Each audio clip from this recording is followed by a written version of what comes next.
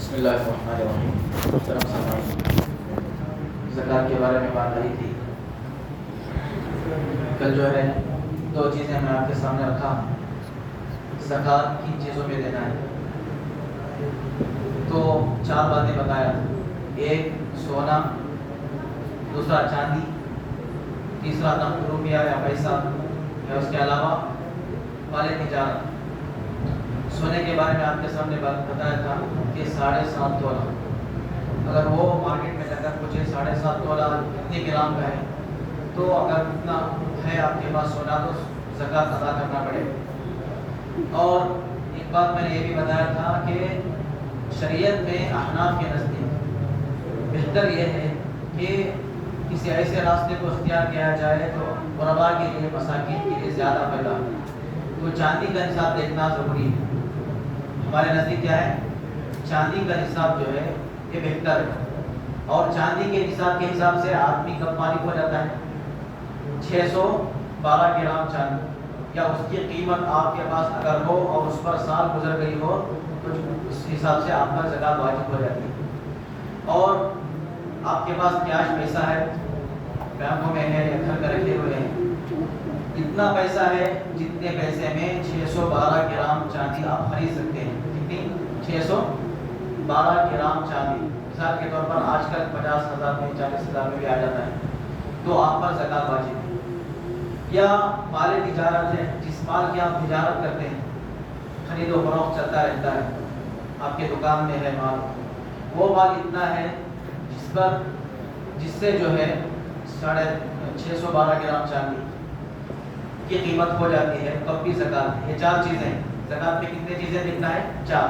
سونا، چاندی، نقد کیش، دوسرا مال تجارت. یہ 4 پہ. اور اب اگر ایک ذرا سونا ہے، ایک ذری چاندی ہے، تھوڑے پیسے ہیں، تھوڑا مال تجارت، پورا سونا بھی نہیں ہے زیادہ بلکہ تھوڑا سونا ہے، ایک ذری چاندی ہے، تھوڑا مال تجارت ہے، تیسرا کیا ہے؟ پیسہ ہے. اب ان کو سب کو اکٹھا کرنے کے بعد اتنا مقدار ہو جاتا ہے جتنا نصاب کو پہنچ جائے. 612 گرام کی قیمت آپ کو مل جائے تب بھی جو ہے آپ پر زکوٰۃ نکالنا واجب ہے، ضروری ہے. بات سمجھ لیں. کسی کے پاس بالکل سونا زیادہ بھی نہیں رہتا، زیادہ چاندی بھی نہیں رہتی، مال تجارت بھی اتنا نہیں رہتا، لیکن یہ ہے کہ سب کو ملا کر ایک جگہ جمع کریں گے تو اس کی قیمت 612 گرام کی چاندی جو ہے اس کی قیمت کو پہنچ جاتی ہے، تب بھی زکوٰۃ آپ پر کیا ہے؟ نکالنا ضروری ہے. اب سال جو گزرنا ہے کون سا مراد لیں گے؟ ایک تو انگریزی سال ہے، جنوری، فروری، مارچ، اپریل میں. ایک ہوتا ہے محرم، صفر، ربیع الاول، ربیع الثانی. اس کو قمری سال کہتے ہیں. کیا کہتے ہیں؟ چاند کے حساب سے، ایک سورج کے حساب سے جو چلتا ہے جنوری. تو زکوٰۃ میں قمری سال کا حساب مراد دیا جائے گا. کس کا؟ چاند کے سال کا. اسی لیے رمضان المبارک میں اس کا حساب رکھ لینا چاہیے. اب کسی کے پاس پیسہ آیا، یعنی محرم کے مہینے میں آیا یا سفر کے مہینے میں آیا یا ربیع الاول کے مہینے میں آیا. اب رمضان تک اس کا سال نہیں ہوتا. رمضان تک کیا ہوتا ہے؟ سال نہیں ہوتا. پھر بھی کیا کر لینا؟ رمضان کا حساب رکھ لینا. کیوں؟ اس وجہ سے کہ رمضان میں ثواب بڑھ جاتا ہے. آپ ذرا دیں گے، اللہ تبارک و تعالیٰ آپ کو 70 گنا دے گا. دوسرے مہینے میں بھی ادا کر سکتے ہیں زکوٰۃ.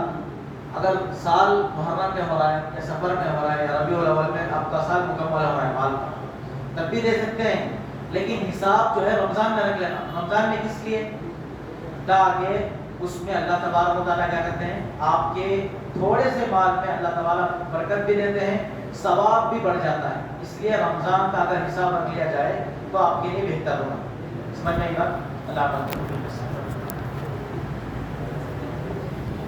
الحمد للہ، شکریہ اللہ. اللهم صل على سيدنا محمد وعلى آل سيدنا محمد وبارك وسلم. ربنا آتنا في الدنيا حسنة وفي الآخرة